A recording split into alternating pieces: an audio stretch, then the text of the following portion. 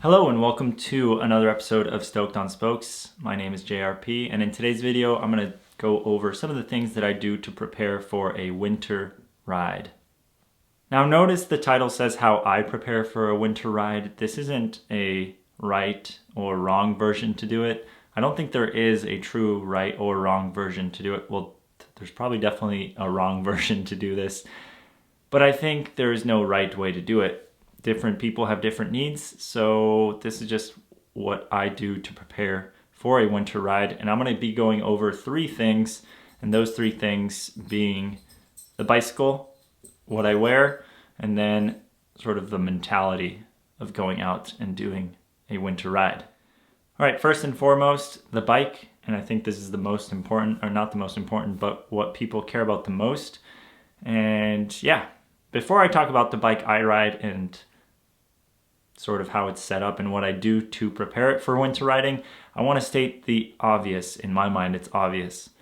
But winter riding is not a beautiful thing in the sense of how your bike gets treated. So don't go out and buy a bike for winter riding. In fact, most of you might have a great bike for winter riding. If I had a single speed cyclocross bike with disc brakes or a single speed mountain bike with disc brakes, I think I would ride that 100% of the time in winter. This is because road conditions, salt, and weather really wreck your bike. Yeah, I don't necessarily want to ride the Kona Rove, but that's just what I have.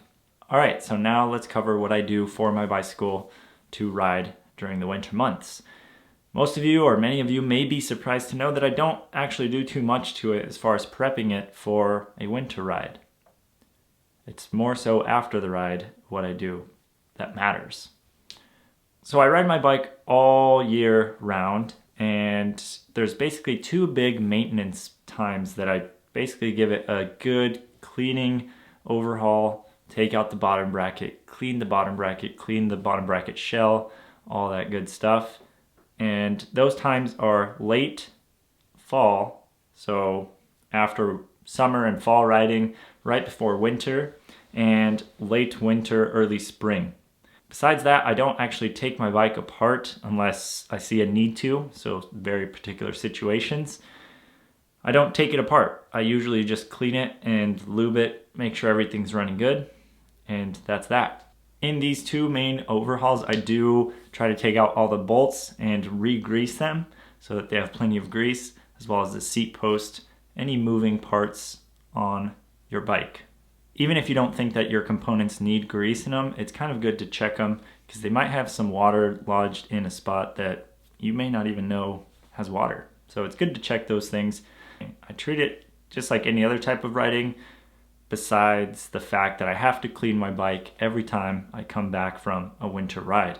So getting back from a ride is the most important piece of this puzzle to keeping your bike, somewhat rideable for years to come. And it's a pain in the ass, don't get me wrong, it's kind of a pain to clean your bike after every single ride, but it's just one of those things that you kind of got to show it some love. It's giving you some love, it's taking you out on a good ride, and you got to treat it with some love in return and clean it and just take care of it. That's all I do, really.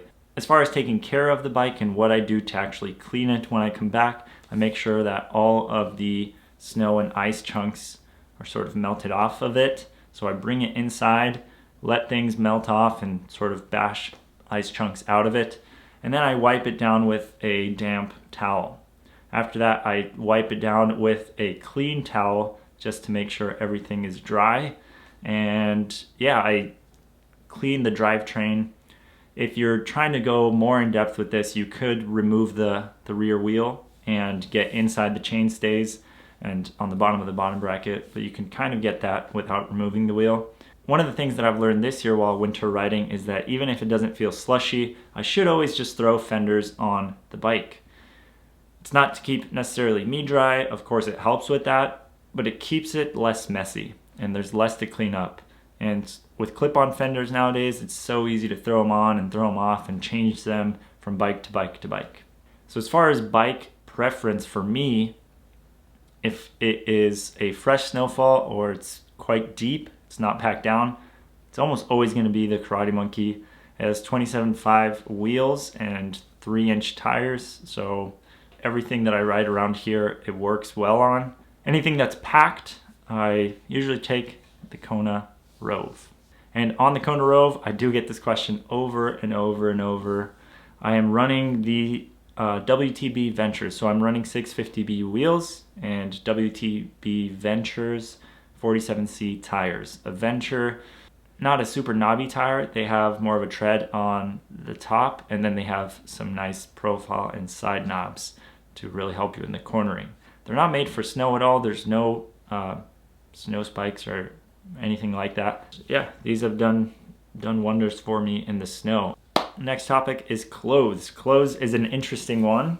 I've gotten a question or two on what I wear for these rides.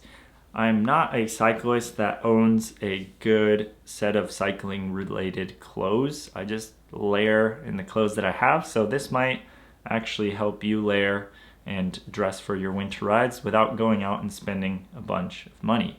Don't get me wrong, I do see the purpose in cycling clothes, and I'm trying to build my cycling wardrobe, so to speak. I am currently in the process of testing out a kit from Velocio that was kind enough to send some stuff out for me to try, and I went on one winter ride with the kit, but I'm really excited to try that kit on without layers of leggings, long johns, and tops, all that good stuff. So excited to try that on in the summer months, or in the late spring, summer months, and then give you guys a full review on that.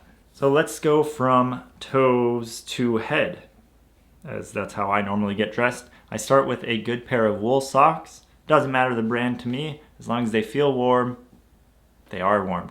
And I always pair them with a toe warmer now. I don't know how I rode in these conditions without toe warmers before, but now I can't see myself going back to not using them.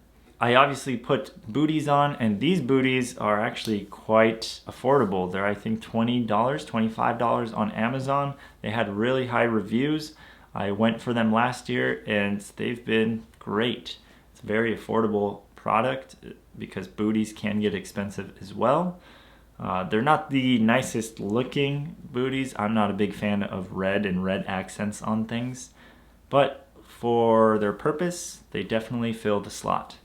Going up my legs, I put some long johns on, and if it's really cold, I will double up on the long johns, so 2 long johns before I put some just regular pants on. So I just wear 2 sets of long johns and usually like some Levi's chinos or something like that. On the upper body, I wear a Nike top, so compression top, and a t-shirt, not necessarily a cotton one, but something that's more athletic, just so moisture doesn't really build up there. Something that's unconventional for riding that I've gotten a comment on before is a hoodie. I do wear just my Stoked on Spokes hoodie because that's a hoodie I like, and my only hoodie I own, and I pair that up with a Marmot thin running jacket. This seems to work for me when I'm riding. Anything warmer and I get too hot when I'm riding, anything cooler or more breathable and I get cold, obviously. I do keep my down jacket in the frame bag in case something happens and I am out there, or if I want to stop and just take in the views, throw on the down jacket when I stop for a break. For my head, I usually run a Balaclava. This is a Walmart Balaclava, and yeah, it's, I think, meant for ice fishing, so definitely keeps me warm. And usually run my cycling cap, so just a cycling cap, Balaclava over that, and then this Balaclava is nice enough where it's thin enough that I could put my helmet on right over it. And I'm almost always wearing glasses, even though it's not sunny, it's winter, just so my eyes aren't crying because of the cold just hitting them. For gloves, I don't wear cycling specific gloves. I have just a pair of Carhartt winter gloves. They seem to do the trick, make me look goofy and big-handed, but I can't complain. They're always super warm. Usually pair them with a couple hand warmers, one in each glove. If it's a little warmer, I have learned my lesson to still take these Carhartt gloves and just rock a thinner glove. But last year I was on a ride, which is on the YouTube channel, and I ended up having to buy some gas station fleece gloves because the gloves I had were complete garbage and my hands were freezing. Everything else was warm, but my hands were freezing. So I learned my lesson there, and I don't think I'm gonna not pack my gloves until it's properly warm out. Alright, so I think I've covered how I prep the bike and how I dress myself. Third thing I want to add is just the mental state.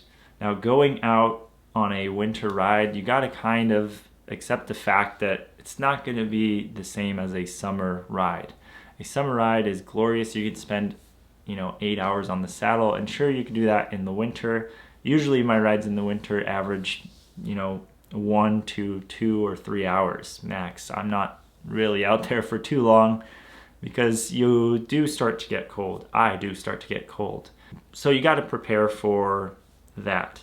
It's not going to be the same ride. You also got to prepare mentally, or this is what I do mentally, that I'm not going to go as fast. I'm not going to have as fast of an average speed as I usually do. So I'm okay with that. I set those expectations before I go on the ride. And sure, you can crush it and go fast in the snow. I'm not trying to break a hip, and I'm trying to make it to the proper riding season. I go pretty slow. That's why I said if you have a single speed would do just the trick. I think stepping outside in the morning and really feeling the cold really brings kind of a chill to you, and sometimes I don't want to go out. What I do is usually make a pot of coffee and watch some cycling inspiration just to kind of get me out the door. Once I'm out the door, the first few minutes are a struggle. Don't get me wrong, it's cold, you're riding, the wind starts to hit you. It's colder than it actually is because the wind is hitting you. The further you go, the happier you get because you realize, well, you're just out on a bike ride. And that's that. So set your expectations for the winter ride. Know that it might be a little bit tougher, might be more of a struggle, and not in the sense of miles, but in the sense of cold and just mental state. Know that at the end of the ride though, all you'll have to do is clean your bike, and then you'll plop down on the couch. You've earned a nice warm beverage and some cozy time at home. So let me know in the comments, what do you do to prep for a winter ride? These are just some of my tips that I've been asked about. Again, I'm not saying that this is what you need to do to go out and ride. You could do less, you could do more. Everything is up to you. Thank you guys for watching. I will see you in the next one. Till then, remember to stay stoked on spokes. Peace.